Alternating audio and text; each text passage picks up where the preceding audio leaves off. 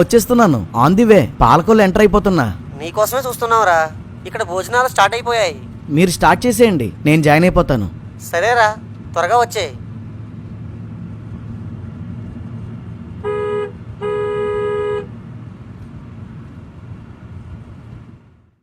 ఎక్కడికి వెళ్ళాలి sir? Bhimavaram sir. మీరటు వెళ్ళేలా ఉంటే లిఫ్ట్ ఇవ్వండి సార్. ఫ్రెండ్ పెళ్లి కంటే సువార్తే ముఖ్యం. వాడి దగ్గరికి లేటుగా వెళ్తానులే. సరే సార్, రండి. Thank you sir. మీ పేరు సార్? చంద్రశేఖర్. మా నాన్నగారు స్వాతంత్ర సమరయోధుడు, అందుకే ఆ పేరు పెట్టారు. మా తాత ముత్తాతల నుండి మాకు దేశభక్తి ఎక్కువ. మిమ్మల్ని చూస్తుంటేనే అర్థమవుతుందండి. మరి మీ పేరేంటి? డానియల్ అండి. ఓ, మీరు బ్రిటిష్ వారా? అదేంటి సార్ అంత మాట అనేశారు? బ్రిటిష్ వాడు మనల్ని దోచుకున్నంతా దోచుకుని వెళ్ళిపోతూ మళ్ళీ వచ్చి దోచుకోవడానికి అనువుగా ఉండడం కోసం క్రైస్తవ మతాన్ని వదిలి వెళ్ళారు. మీరు అందులోని వారే కదా, కాబట్టి నా దృష్టిలో మీరు బ్రిటిష్ వాళ్ళే. మీ మాటల్లో చాలా డెప్త్ ఉంది సార్. కానీ ట్రూత్ లేదు. ఎందుకని? భారతదేశానికి సువార్త క్రీస్తు శకం 52లో యేసుక్రీస్తు శిష్యులలో ఒకడైన థామస్ ద్వారా వచ్చింది. ఆయన తమిళనాడు, కేరళ ప్రాంతాల్లో సువార్త చేసి వేల మందిని ప్రభువులోకి నడిపించాడు. కొందరు మతోన్మాదులతో పొడవబడి చెన్నైలోనే చంపబడ్డాడు. ఆ తరువాత నెమ్మదిగా క్రైస్తవ్యం విస్తరిస్తూనే వచ్చింది. తర్వాత ఎప్పుడో బ్రిటిష్ వాళ్ళు వచ్చారు. వాళ్ళకి క్రిస్టియన్స్కి ఏ సంబంధం లేదు. దేశభక్తి గల మీకు దేశ చరిత్ర తెలియకపోతే ఎలా సార్? చరిత్ర అంటే మరి తెలుసుకుంటాను. ఇందాక ఒక మాట అన్నావు, క్రిస్టియన్స్కి బ్రిటిష్ వారికి సంబంధం లేదు అని. అదెలా? బ్రిటిష్ వాడు క్రిస్టియన్ కాదా? బ్రిటిష్ వాడు క్రిస్టియన్ కావచ్చు, కానీ వారి వల్ల ఇక్కడ సువార్త జరగలేదు. పైగా వారి పాలనలో సువార్త చేయనివ్వకుండా మిషనరీలను అడ్డుకున్నారు కూడా. బ్రిటిష్ వాడు క్రిస్టియన్ కావచ్చు, కానీ బైబిల్ ఎప్పుడూ పొరుగువాడిని ప్రేమించమంటుంది, కానీ దోచుకోమనదు. కాబట్టి వాళ్ళు పేరుకే క్రిస్టియన్స్, కానీ బైబిల్ ఫాలోవర్స్ కాదు. అందుకే వాళ్ళకి క్రిస్టియన్స్కి సంబంధం లేదు. వీరప్పన్ హిందూ కదా, సో హిందువులంతా స్మగ్లర్లు అవుతారా, లేక హిందూ మతం స్మగ్లింగ్ను సపోర్ట్ చేస్తుందంటారా? కరెక్టే, కానీ ఇండియాలో క్రిస్టియన్స్ పెరిగితే మళ్ళీ బ్రిటిష్ వాడు వచ్చి పరిపాలిస్తారట కదా. సార్, బ్రిటిష్ వాడు ఒక ఇండియన్ని ఏకంగా ప్రధానమంత్రినే చేశాడు. సో ఇండియన్స్ వెళ్ళి బ్రిటన్ని ఆక్రమించుకుంటారా? మీరు ఒకవేళ ప్రభువును అంగీకరించారనుకోండి. నో, అంగీకరించను. మామూలుగా అనుకోండి సార్. సరే. బాప్తిజమం తీసుకోగానే బ్రిటన్ మీద మీకు ప్రేమ పుట్టేస్తుందా? ఇండియన్స్కి సువార్త రావడానికి కానీ, ఇండియన్స్ ప్రభువుని నమ్ముకోవడానికి కానీ ప్రత్యక్షంగా కావచ్చు, పరోక్షంగా కావచ్చు, బ్రిటిష్ వాడు కారణం కాదు. ఇంకెందుకు మేము వాళ్ళని అభిమానిస్తాం? కానీ క్రిస్టియన్స్కి దేశభక్తి ఉండదు. అదేంటండి అలా అనేశారు? నిజం అలాగే ఉంటుంది, ఆలోచిస్తేనే అర్థమవుతుంది. అలా అంటారా? అసలు దేశభక్తి అంటే ఏంటో చెప్పండి, అప్పుడు మాకు దేశభక్తి ఉందో లేదో ఆలోచిస్తాను. పాయింట్ నెంబర్ 1, భారతదేశంలో ఇంతమంది దేవుళ్ళు దేవతలుండగా విదేశాల్లో పుట్టిన వాడిని పూజించడం ఈ దేశాన్ని అవమానించినట్లు కాదా? స్ట్రైట్గా సమాధానం చెప్పండి. మీ పాయింట్ నెంబర్ 1కి నేను 3 ఆన్సర్స్ ఇస్తాను. ఇవ్వు చూద్దాం. ఆన్సర్ నెంబర్ 1, మనం విదేశాల నుండి సాంకేతిక పరిజ్ఞానం తెస్తున్నాం, విద్య వైద్య విధానాలను తెస్తున్నాం, వాహనాలు తెస్తున్నాం. అంటే దానికి అర్థం ఇంపోర్టెడ్ వస్తువులు వాడేవాళ్ళంతా దేశాన్ని అవమానించేవారేనా? నేనైతే ఇండియా వస్తువులే వాడతాను. నా చెప్పులు లెదర్, నా బట్టలు ఖద్దర్. ఆహా, మీ ఫోన్ ఏంటి సార్? Samsung A52. ఏం?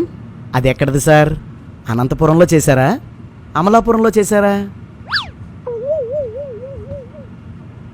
మీరు వాడే యాప్స్ ఎవరు చేశారు? అయితే మీకు కూడా దేశభక్తి లేదన్నమాట. ఆన్సర్ నెంబర్ 2, భారతదేశంలో పుట్టిన దేవుళ్ళు అన్నారు కదా, ఏ భారతదేశంలో? ఎన్ని భారతదేశాలు ఉన్నాయేంటి? 2 సార్. ఏం మాట్లాడుతున్నావయ్యా? 2 సార్. అఖండ భారతదేశం అంటే విభజింపబడని భారతదేశం, అంటే 100 సంవత్సరాల క్రితపు భారతదేశం. ఇందులో బంగ్లాదేశ్, నేపాల్, భూటాన్, శ్రీలంక, మాల్దీవులు ఇంక్లూడ్ అయి ఉండేవి. 1947 తర్వాత విడిపోయి ప్రెజెంట్ ఉన్న ఇండియా మిగిలింది. సరే, అయితే ఏంటి? మీరు దేవుళ్ళుగా భావించేవారు నేపాల్లోనో శ్రీలంకలోనో పుట్టారనుకోండి, వారు 100 సంవత్సరాల క్రితం మన దేశ దేవుళ్లే కదా. అవును. దేశం ముక్కలయ్యాక వారింక విదేశీ దేవుళ్ళు అవుతారా? వాళ్ళని పూజించకూడదా? ఎన్నోసార్లు విభజించబడిన మన భారతదేశం ఇంకోసారి విభజన చెంది నార్త్ ఇండియా, సౌత్ ఇండియాగా ఒకవేళ విడిపోతే నార్త్ ఇండియాలో పుట్టిన మీ రాముడు కృష్ణుడు విదేశీ దేవుళ్ళు అయిపోతారా? వాళ్ళని పూజించడం మానేస్తారా? Answer number 3. భీమవరం త్వరగా వస్తే బాగున్ను. 100 సంవత్సరాల క్రితం భారతదేశం ఇన్ని దేశాలతో కలిసి ఉంటే 1000 సంవత్సరాల క్రితం 2000 సంవత్సరాల క్రితం ఎంత పెద్దదిగా ఉండేదంటారు?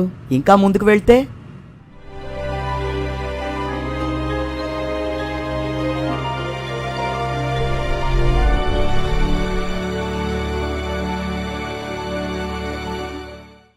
దేవుడు ఈ భూమి మీద మనుషులు దేశాల వారీగా విడిపోక ముందు నుండి ఉన్నాడు. ఈ సృష్టి పుట్టక ముందు నుండి ఉన్నాడు. అలాంటప్పుడు దేవుడికి విదేశీ స్వదేశీ అని ఉంటుందంటారా? సరే, దేశభక్తి నుండి ఈ విషయం తీసేద్దాం. Point number 2.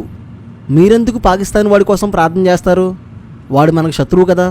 దేవుడు శత్రువుల క్షేమం కోసం ప్రార్థన చేయమన్నాడు, అందుకే చేస్తాం.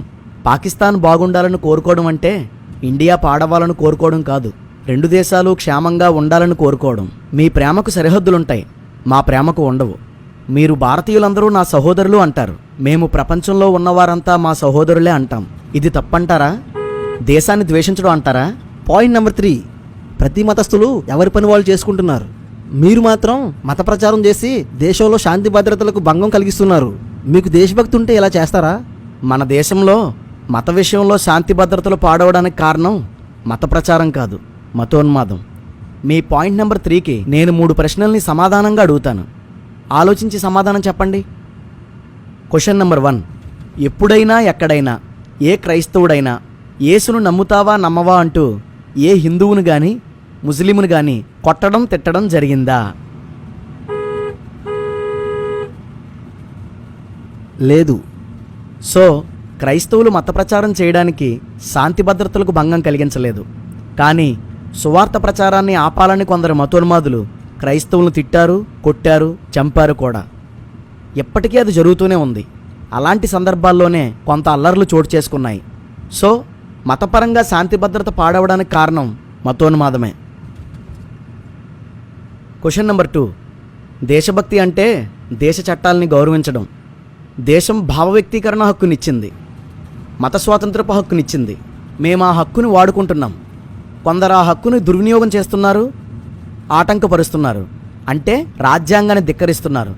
ఇందులో ఎవరు దేశభక్తులు? హక్కులను వినియోగించుకునేవారా, ఆటంకపరిచేవారా? Question number 3. క్రైస్తవులు దేశ శాంతి భద్రత విషయంలో ప్రముఖ పాత్ర పోషిస్తున్నారు. ఎలా అంటే పర్సంటేజ్ ప్రకారం ఇతర మతస్థుల కన్నా అతి తక్కువ నేరాలు క్రైస్తవుల్లో నమోదవుతున్నాయి. అది శాంతి భద్రతలు కలిగించడం కాదా? పర్సంటేజ్ ప్రకారం ఇతర మతస్థుల కన్నా చాలా తక్కువ శాతపు క్రైస్తవులు మాత్రమే తమ పొరుగు వాళ్లకు నష్టాన్ని కలిగిస్తారు. అది శాంతి భద్రతలు కలిగించడం కాదా?